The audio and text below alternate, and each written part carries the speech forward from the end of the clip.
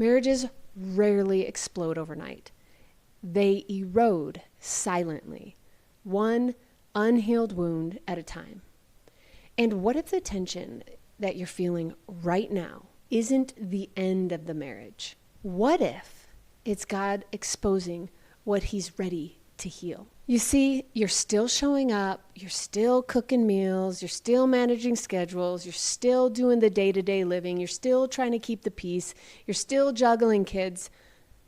But inside, that little girl that longs to be seen and loved and valued and connected feels so alone. You're lying next to someone who's supposed to feel like home, but really doesn't. Every conversation turns to defense, and every need feels like it's just too much. So you stopped asking, and you start shrinking away. Somewhere along the way of your story, you learned that love must be earned, and that needs are dangerous, and that conflict somehow means abandonment and further distance from each other. Ladies, this is not marriage failure. This is an attachment wound playing out in a covenant. Listen carefully. Most struggling marriages are not dealing with a communication problem. They're both trapped in these unhealed, insecure, trauma bond dances. One pursues and one withdraws. One overfunctions and one underfunctions or shuts down. The more you chase connection, the more they feel controlled. The more they distance, the more your nervous system panics. So you do what your story has taught you to do. You try harder. You give more. You silence yourself. You tiptoe and you walk around on eggshells to avoid that nervous system freaking out. This isn't drama.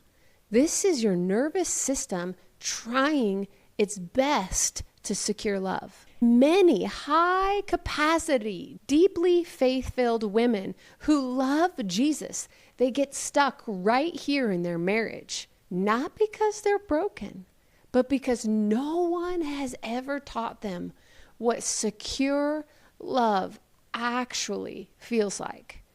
Let me tell you something that might steady your heart. Awareness is not the death of your marriage. It's the invitation to transformation.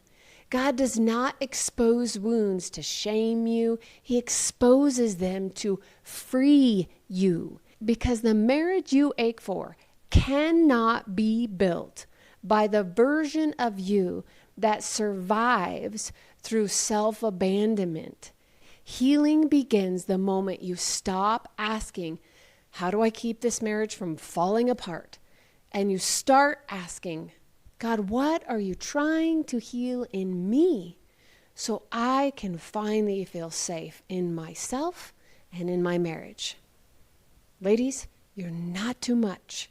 You are not impossible to love. And this is not beyond redemption. And if this is hitting something deep inside you, pay attention to that.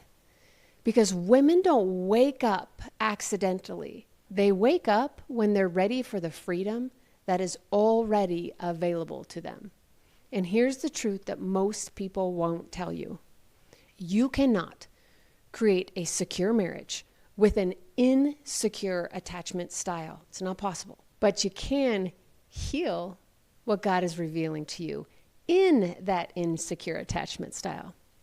And when one nervous system becomes secure, everything in the relationship begins to reorganize. So if you're just simply tired of surviving your marriage and you're ready to experience one that feels emotionally safe, deeply connected, full of value, autonomy, love, capacity, I want to show you how that healing actually happens. Your marriage may not be ending. In fact, it may be being rebuilt, and it starts with you.